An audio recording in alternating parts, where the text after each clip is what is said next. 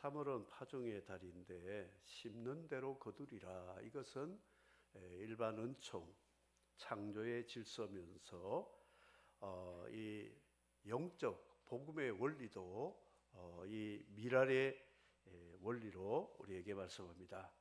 예수님의 사역이 소문이 나서 저 헬라에 있는 사람들까지도 찾아와서 예수님을 만나보고 싶다고 하니까 안드레가 빌립에게, 빌립이 안드레에게, 안드레가 예수님께 말씀해서 헬라 사람들이 예수님을 만나려고 할 때에 주님이 하신 말씀은 인자가 영광을 얻을 때가 왔다 말씀을 했습니다.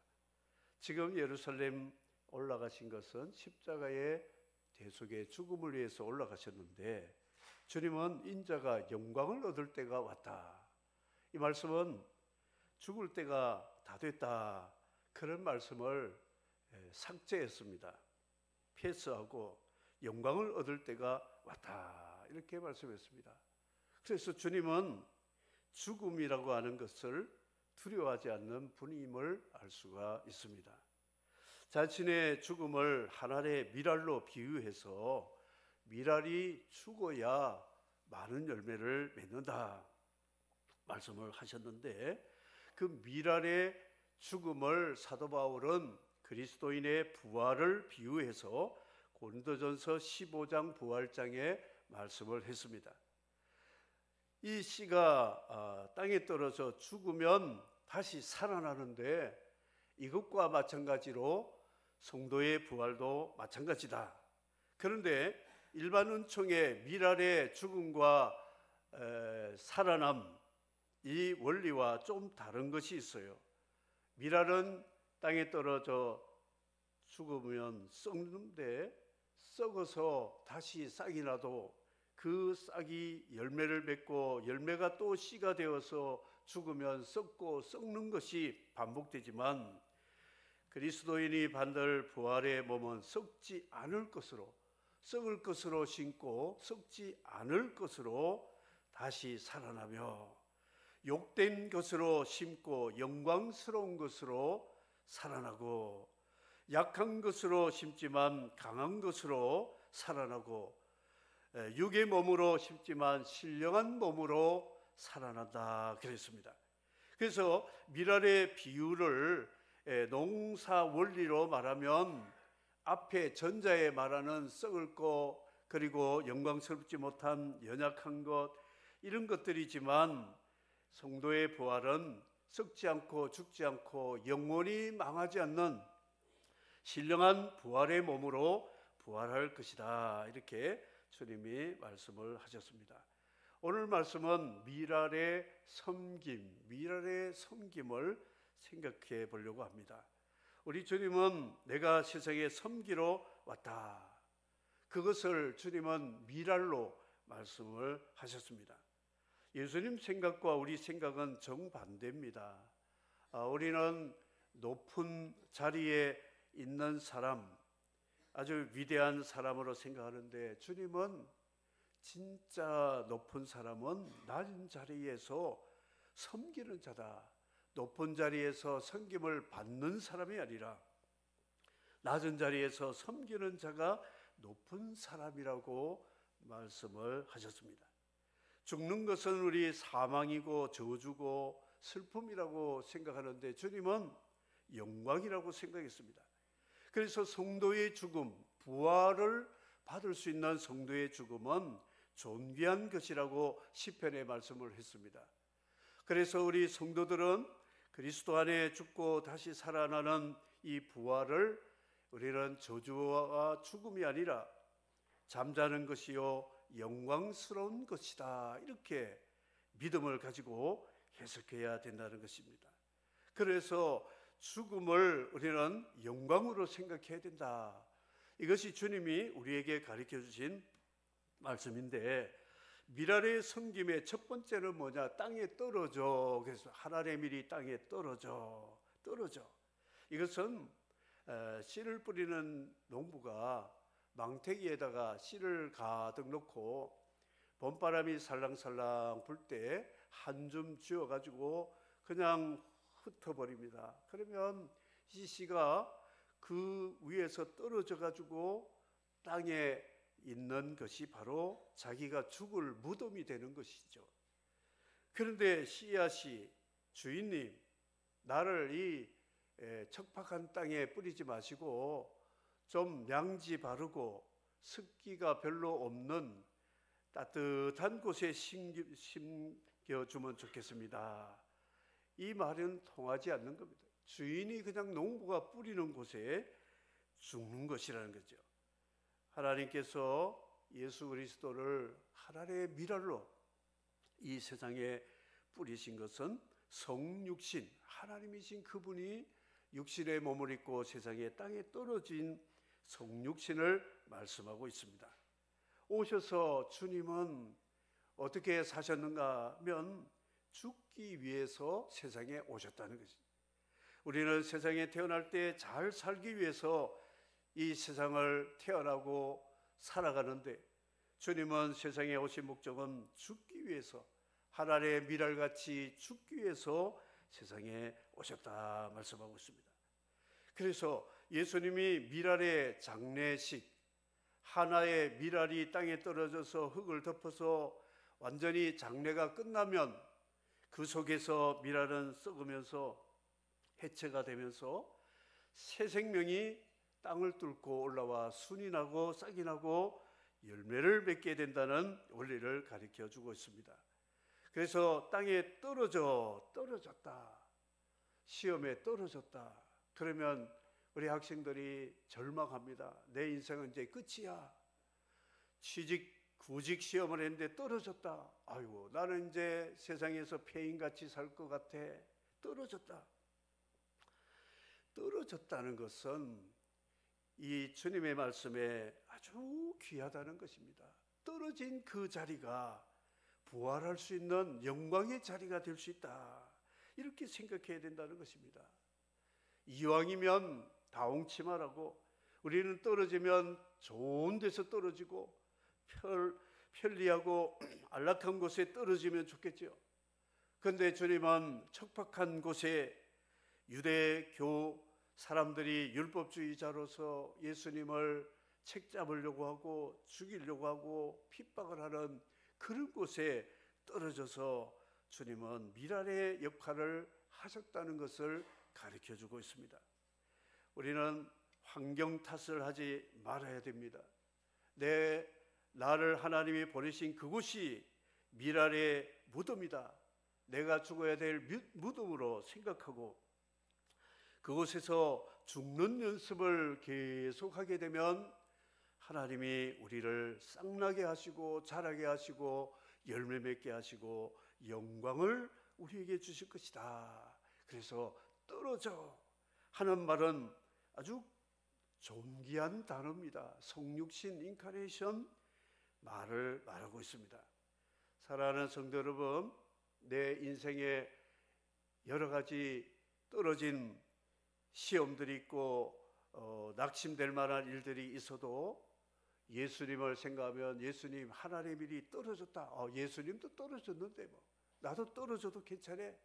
여기서 내 믿음이 부활하면 얼마든지 다시 회복될 수 있고 영광의 그 상급을 받을 수 있다, 이런 믿음을 가져야 된다는 것이죠. 떨어져서 죽으면 죽는다는 거 참 무섭고 슬프고 두려운 것인데, 주님은 죽음을 영광으로 해석했습니다. 여기서 열매를 맺을 수 있다, 이것을 말씀하고 있습니다. 옛날에 친정어머니가 딸을 시집 보낼 때 이런 말을 합니다.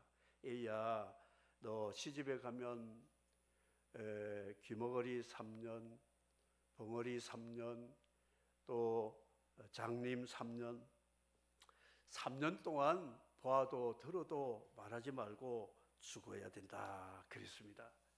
그래가지고 이 딸이 시집을 갔는데 시집 식구들하고 이제 살아가는데 벙어리 3년이라니까 시아버지, 시어머니, 시누이 뭐 가족들이 말을 해도 말을 안 하는 거예요. 가만히 있는 거예요. 눈만 끔뻑끔뻑해요. 그래가지고 몇 달 살다가 이 시집에서 남편 보고, 너 여자를 데려와도 어떻게 저런 장애인을 데려왔느냐, 집에 돌려보내라. 친정에 남편이 손잡고 돌려보냅니다. 걸어가는데 꽁이 한 마리가 바다다 하고 나는 거예요.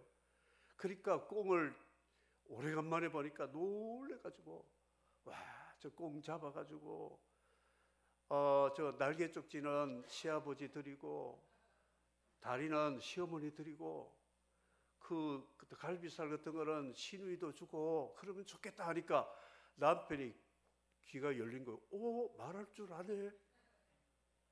이런 효도하는 이 아내를 내가 이렇게 친정에 보내다니. 다시 집으로 돌아와가지고 시부모님한테 이야기했어요. 이렇게 말 잘하는 우리 아내를 보낼 수가 없습니다. 그리고 시부모님, 시가집 식구들 이렇게 꽁 한 마리 잡아서 다 주겠다고 하는데 참 귀하다고 해가지고 행복하게 살았답니다.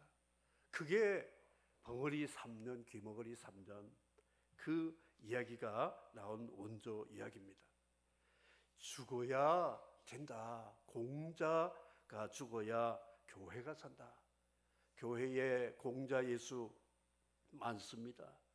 손가락 하나도 까딱하지 않고 시키기만 하고 부리기만 하고 자기는 손가락 하나도 까딱하지 않는 사람이 공자 예수래. 공자 예수.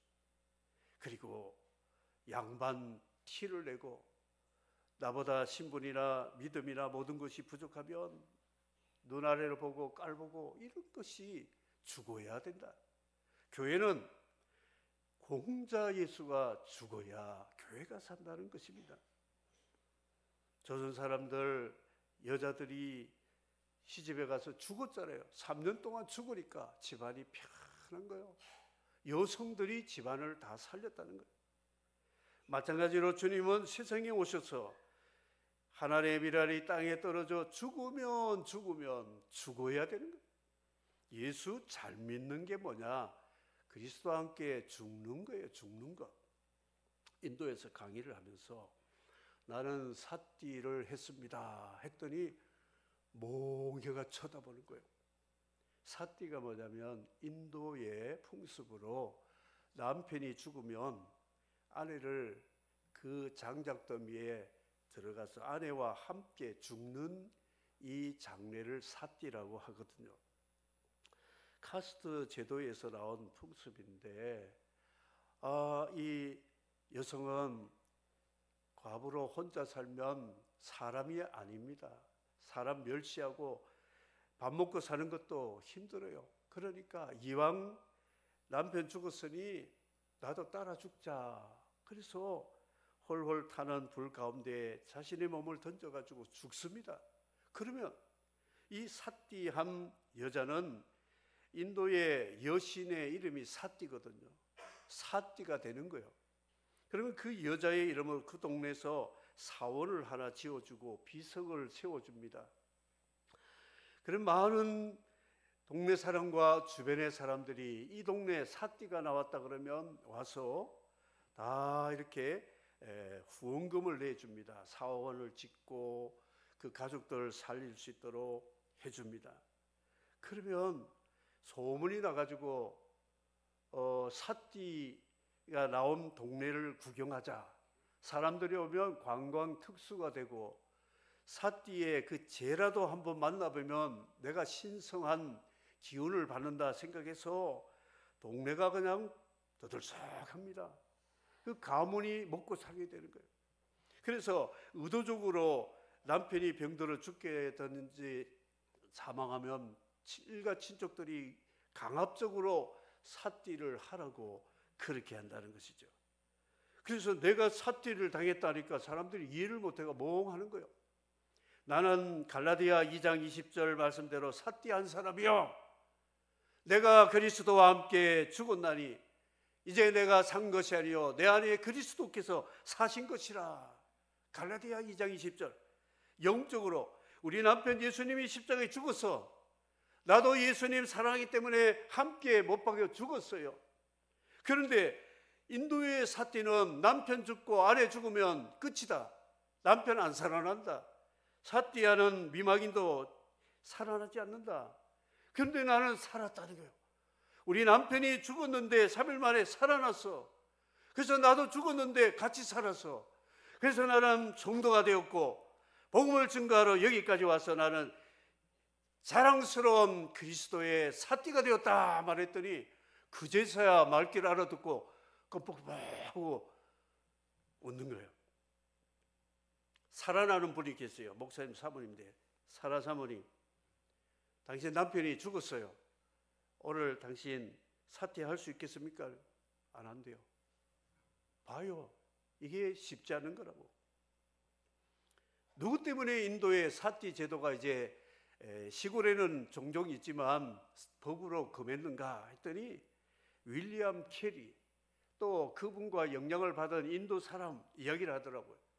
윌리엄 캐리가 아니고 예수 그리스도가 여러분들에게 인도 여성들을 죽지 않도록 부활의 복음을 주셨으니 예수 잘 믿어야 된다고 말을 했습니다. 사랑하는 성도 여러분, 진짜 예수쟁이는 누구냐? 우리 남편 예수님과 더불어 함께 십자가에 못 박혀 죽은 사띠를 경험한 사람이 진짜 부활의 사람이고 아름다운 그리스도인임을 믿으시면 아멘 하시기 바랍니다. 여러분, 죽었습니까? 살았습니까? 우리 현대의 그리스도인들은 기가 너무 살아있어요. 조금만 자기 기를 죽이려면 각적같이 기를 같이 눌러버리려고 하는 거예요.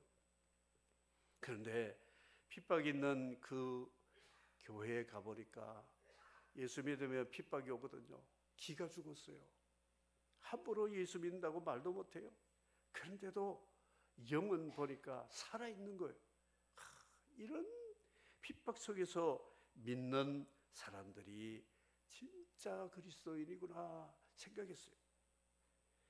한 지역을 개척한 교회에 갔어요. 영상이 나오기 때문에 K라고 하는 자매님이 남편이 발끝에서부터 목까지 굳어져 오는데 점점 굳어져 가지고 목까지 완전히 석고같이 굳어져 가지고 이제 눈을 감고 죽게 되었습니다. 그런데 이 여인이 누군가에게 소문을 들었는데 예수라는 양반이 하나님이 보내신 구원자인데 죽었다가 3일 만에 살아났다는 소문을 들었어요. 힌두 사람인데. 그래서 혼자 골방에 들어가서 예수님, 당신이 죽었다가 3일 만에 살아났다는데 정말 당신이 하나님이고 구원자라면 우리 남편 살려주시면 저도 예수를 믿겠습니다 하면서 간절히 기도했어요. 그런데 가족이 장례식, 이제 죽었으니 장례식 해야 된다면서 마지막 남편 얼굴을 보고 끝내자. 그래서 남편 얼굴을 보러 갔어요. 갔는데 아니 이 남편이 눈을 번쩍 열어가지고 말하기 시작하면서 목이 움직여지고 팔이 움직여지고 허리와 발이 움직여지면서 살아났어요. 할렐루야. 3일 만에 살아났대요. 죽어서 이제 장례식 해야 된대. 그래서 이 여인이 예수를 믿게 되었어요. 그래서 이 여인이 그 자매들, 남편들, 그 조카들, 가족들 다 예수 믿게 해가지고 세운 교회가 그 동네인데, 그 동네가 오늘 주보에 나오는 바로 이 성벽이 있어요. 여리고성 같은 성벽의 바로 밑에 있어요. 여리고성, 성을 쌓은 바로 그 밑에. 그런데 함께 간 현지인 목회자들이 거기에 갈 수 없다는 거예요. 거기에 가면 외국인 사람이 오면 신고해가지고 교회도 핍박당하고 폐쇄되고 위험하니까 가지 맙시다. 그냥 다른 데 돌아보고 갑시다. 그래서 아니 내가 온 목적이 여기인데 가야 됩니다. 위험한데요. 가야 됩니다. 그래서 가겠다고 결정을 했어요. 몰래 내려가지고 저녁 무렵에 올라가서 집을 캄캄한 데로 이제 올라갔어요. 해지기 바로 전에 찍은 사진인데 거기 옥상인데요. 정탐꾼 왔을 때에 3대에다가 정탐꾼 2사람을 옥상에다가 숨겨놓은 바로 그 모습이 그대로 그 모습 같아요. 집 밑에서 올라오는 이제 이게 계단이 있고, 그런데 아니 올라가서 보니까 애들부터 어른까지 한 사람 한 사람 오기 전에 30여 명이 다 카페트 깔고 위에 하늘에 별이 보이는데 다 반짝반짝 해가지고 앉아 있는 거 있죠. 깜짝 놀랐습니다. 야, 이게 그래서 저는 천국에 갔다 왔다고 생각합니다. 지난주 저는 천국 갔다 왔어요. 여기가 천국이구나. 그래가지고 여러분은 이 여리고성 가나안 땅의 첫 성 여리고, 그리고 바울 사도의 드로아 환상의 유럽의 첫 성 빌립보 같은, 빌립보의 루디아 같은 이런 가정이 되었으니 이 교회를 통하여 헤브론 교회인데, 헤브론 교회를 통하여 이 성이 그 최대 주에도 0.4% 기독교, 그 가운데 그 도시에 이분들이 예수를 믿은 가정은 첫 번째 가정이에요. 첫 번째 가정. 온 가족이 예수 믿는 가정은. 그런 곳에 신학교 공부하는 그분이 가보자고 기도해달라고 그래서 갔었어요. 기도하고 마치고 나오는데 손을 잡고 악수하는데 꼬마가 와서 안수해달래요. 무릎 꿇고 탁 앉아있는데 기도 안 할 수 없어요. 빨리 가야 되는데, 위험하니까 빨리 가야 되는데 앉아 기도해. 소원이 뭔가 이제 통역하는데 예수를 잘 믿고 공부도 잘해서 세상에서 하나님의 영광을 돌리면 좋겠습니다. 안수기도 가려고 하니까 조그만 여자아이가 또 와서 또 무릎 다 꿇고 있어요. 자기도 소원을 다 기도 부탁을 하고, 어르신, 남자들, 청년들, 가족이 모두 안수기도 하는데 시간이 많이 걸리는 거예요. 빨리 가야 되는데. 그런데 감동이 되어가지고 그 죽었던 남편도 옆에 앉아가지고 또 안수기도 해달라고 기도하고 그랬습니다. 마치고 나오는데 손을 잡았어요. 근데 손에 뭐가 잡혀요. 이게 뭘까 했더니 돈을 주는 거 있죠. 안수기도 했다고 500루피, 그 사람들은 큰 돈입니다. 우리나라 800원 정도 되는데 악수하면서 모르게 살짝 500루피 꼬매꼬매 해가지고 준 거 있죠. 안 받으니까 옆에 본다고 막 받으래. 받았지. 또 한 번이 오는데 또 오는데 어른이 100루피 있죠. 그 50루피인데 100루피짜리를 또 해가지고 할아버지 한 분이 또 주고 돈 벌었어요. 예.